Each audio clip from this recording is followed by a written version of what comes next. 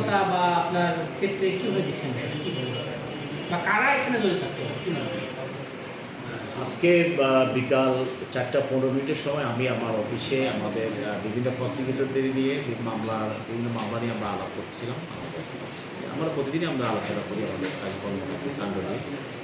এই সময় একটা আমার অফিসের বাইরে যে বারান্দার নিচেই একটা বিকট শব্দে একটা আওয়াজ পাওয়া যায় এবং সেখানে পরবর্তীতে আমার যারা ছিল সবাই অফিসের দেখতে মানল বা কী অবস্থা। সবাই যখন দেখলো যে ওখানে একটা বোমা বিস্ফোরিত করা হয়েছে, সেটা কক্ষসাদৃশ্য একটি বোমা এবং বিকট শব্দ এবং এত পাওয়ারফুল সেটা ছিল যে ওখানে নিচে একটা কাদা ছিল, সেই কাদাগুলো আমাদের এই কনস্ট্রাকশন বিল্ডিংয়ের প্রায় 3 তলা পর্যন্ত এই কাদাগুলো উঠে গেছে এবং আশেপাশের যে আমাদের বিল্ডিং সেখানে প্রত্যেকটা বিল্ডিংয়ের গায়েও কাদাগুলো ছিটিয়ে লেগে আছে। এখানে আমাদের 2টা প্রসিকিউটর অফিস, মহানগর প্রসিকিউটর অফিস আছে, জেলা প্রসিকিউটর অফিস আছে এবং এখানে আমাদের দুদকের অফিস আছে, দুদক প্রসিকিউটরদের অফিস আছে। এছাড়াও এখানে আমাদের মামলার বিভিন্ন ধরনের মূল্যবান জিনিসপত্র এখানে রক্ষিত আছে। এছাড়াও 2 তলা এবং 3 তলা পর্যন্ত বিভিন্ন আদালত, বিশেষ আদালত এখানে চলমান আছে। তো সেটা সেই হিসাবে এটা খুবই গুরুত্বপূর্ণ আমাদের একটা এলাকা।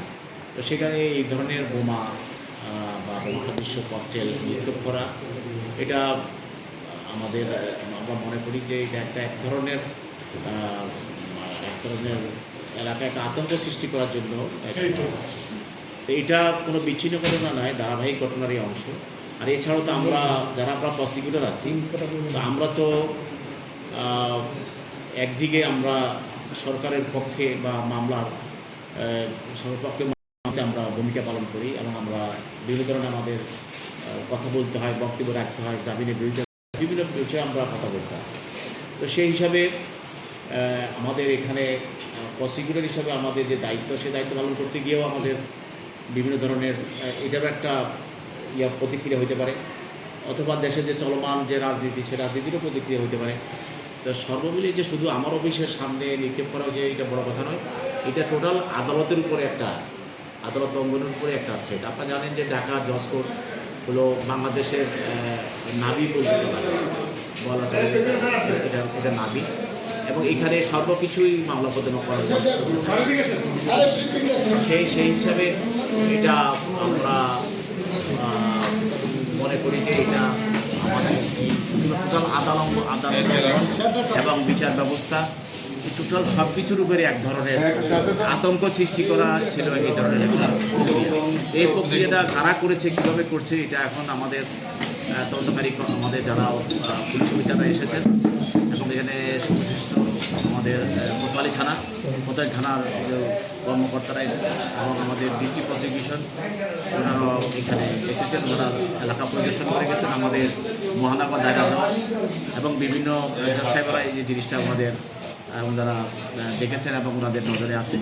এটা টোটালি আমরা বলবো যে এটা শুধু ঢাকা আইনজীবী সমিতি বা ঢাকা আদালত বা পিপি অফিস এটাকে একটা বিচ্ছিন্ন বললে চলবে না। এটা টোটালি আমরা মনে করি যে বিচার ব্যবস্থার উপরেই এক ধরনের এটা আঘাত এবং এক ধরনের একটা থ্রেট এবং এক ধরনের একটা হুমকি বলে আমি মনে করছি। মানে একটা বিষয়, গতকাল শেখ হাসিনা মামলায় রায় হয়েছে, তার পরিপ্রেক্ষিতে এই ঘটনা বা এই ঘটনার পিছনে তা মানে আওয়ামী যারা আদর্শ যারা আছে তারা জড়িত কিনা কি মনে করছেন? আমি এখানে বলতে চাচ্ছি যে এই ঘটনাটা কোনো বিচ্ছিন্ন ঘটনা নয়। এই ঘটনা বিভিন্ন ঘটনার ধারাবাহিক একটা ঘটনা এবং এই ঘটনার সঙ্গে আমরা বলছি যে আমরা সরকারের পক্ষ থেকে আমরা কাজ করি, যেহেতু আমার অফিসের সামনে যেটা করা হয়েছে সেখানে আমরা প্রসিকিউটর, তো আমরা মামলা পরিচালনার ক্ষেত্রে আমরা ভূমিকা রাখি, সে বিষয় একটা আছে। পাশাপাশি দেশের রাজনৈতিক পরিবর্তনের বিষয়টাও আছে। সব কিছু মিলেই এটার একটা আমরা মনে করি যে এটা যে কোনো একটা জায়গা থেকে এটা আসছে। তো সেটা আমাদের তদন্তকারী কর্মকর্তা তারা এখানে খুঁজে বের করবেন। তা আমরা কোনোটাকেই আমরা ছোট করে দেখছি না।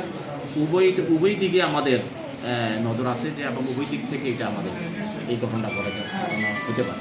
এই ঘটনায় আসলে আপনারা মামলা করবেন বা এই ধরনের প্রক্রিয়া শুরু হয়েছে কিনা? তদন্তকারী কর্মকর্তা তারা তদন্ত করছেন, অবশ্যই সংশ্লিষ্ট থানা, কোতোয়ালি থানা, তারা অবশ্যই এই ব্যাপার তারা আইনগত ব্যবস্থা করবেন।